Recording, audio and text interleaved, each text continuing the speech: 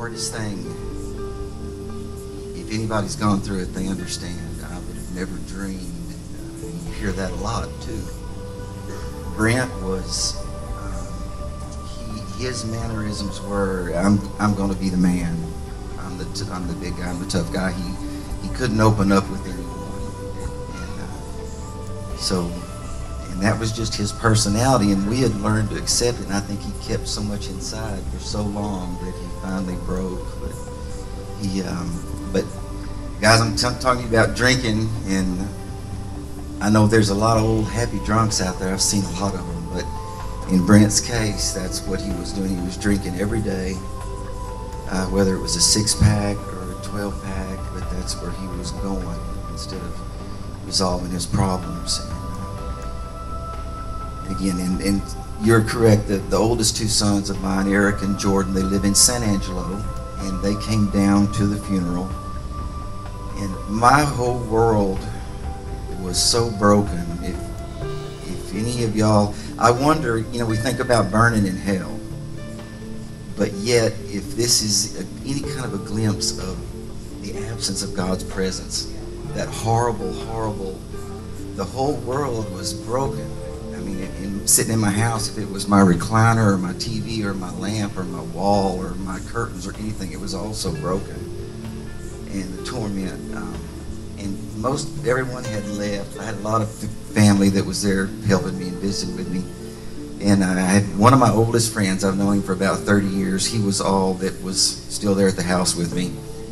And again, my sons had headed back to San Angelo. They had to work the next day. And that torment, I've never felt anything like it, and that brokenness, and it lifted. It lifted, and I was sitting there thinking, well, it's been 2 or 3 days of this, and I've got to my end.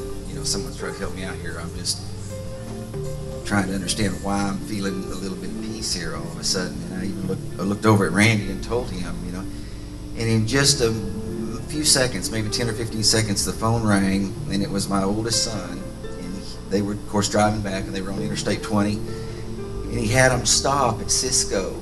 And Eric's had an amazing life. When he was 17 at LD Bell, on his lunch hour, he would be out handing out flyers for Jesus. He's done mission work in Mexico, and he's had a really close walk with the Lord. And he called me up. He was so excited. He said, Dad, you're not this. I just had an instance with God. He said, God took me to Brent's room. I was looking down. He said, I saw him. I saw the darkness that was around. He said, I saw gnashing of teeth and claws. He said, this was demonic. And he said, there was more than one.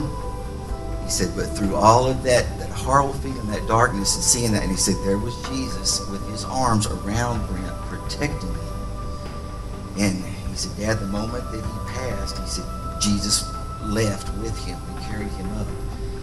And he said, he told me that Brent had actually been possessed since he was very, very young. And that he had made some deals unknowingly that had hurt him and had contributed towards this, but that now he knew perfect peace and joy, that he was in heaven with the Father, and that he had a purpose directly related to this family that was going to change this family in a way that we could not understand in the advancement of his kingdom. And so he had a purpose that was going to change the family for the advancement of God's kingdom. God's kingdom. That's right. Okay, and that's so powerful. And if I remember correctly, you were sharing the fact that he said his story of his life and his death was going to be shared to bless for the upbuilding of the kingdom. Your old son Eric shared that. That's correct. I mean, the peace and the feeling that I had at that point was amazing, and such a 180-degree turnaround. And I began to talk to him about heaven, because that had been, I was really confused. I thought suicide, that's a one-way ticket, and I talked with some people that explained to me where that came from, the Catholic Church back in the 1800s, and so to know and feel that, I was so enlightened and delighted. And I began to talk to him about heaven and said, you know, I'm going to read. I hate to read. I was a telecom engineer for 27 years, and I read the most intense literature, you know, and I can't hardly read my mail anymore. They got just about make me. But I said, I'm going to read and everything I can find about heaven, and I want to know more than just the light, and I want to know everything. I want to soak that up. And he said, Dad, you need to read the book 90 Minutes in Heaven from Don Piper.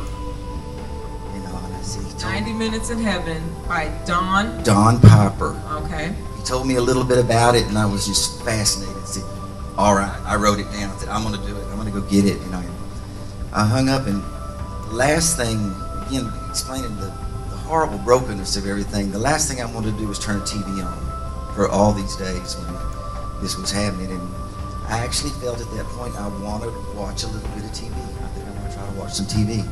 And I went in the front room and turned it on, and actually the show V, that visitor show with the aliens, we always used to record that. You guys know that show over there? Okay, there's some V watchers over there. We liked, and it was supposed to have recorded, and so I thought I'd sit down and watch it. Well, it didn't. It didn't make any sense. It should have been there, but it wasn't. And something said, turn on TVN. To me, that's exactly what I felt. And I went to TVN and turned it on, and there on TVN was Don Piper, telling the story of 90 Minutes in Heaven. Wow, that is so powerful. Just how God shows up. Incredible. Incredible at the very least. Go ahead. Tammy, there's one more thing that happened that was amazing. God is so gracious and good. My sister's son pastors down at Port Arthur on the coast. And he came up to do the service, and I didn't know this, and he shared something with us that at Thanksgiving, before Brent's passing, we were all together at their house, his dad's house, the whole family.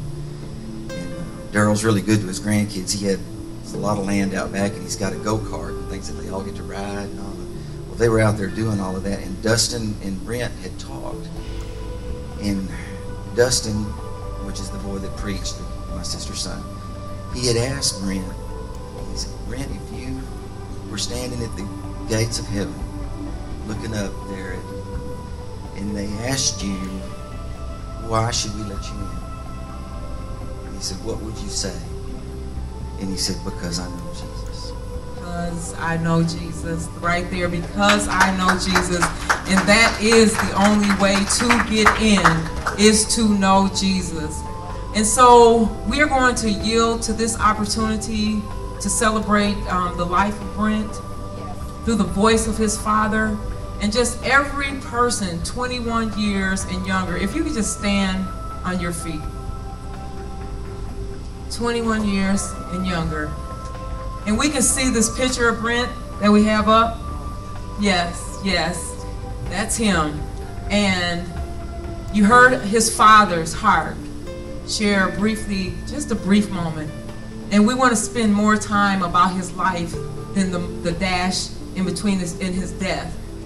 And so, drinking is not the solution. Drugging is not the solution. Holding on to the pressure and holding things inside is not the solution. The pain that this father had to go through, his family had to go through, it's unbearable. He said he was broken.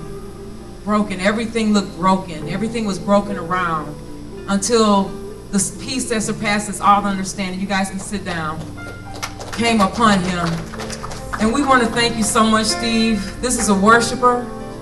It's a praiser, and that crushing, oh my, I couldn't imagine the oil that gets poured out from that. But we're going to go into a song that they've prepared after I just thank him one more time. Thank you for being a voice.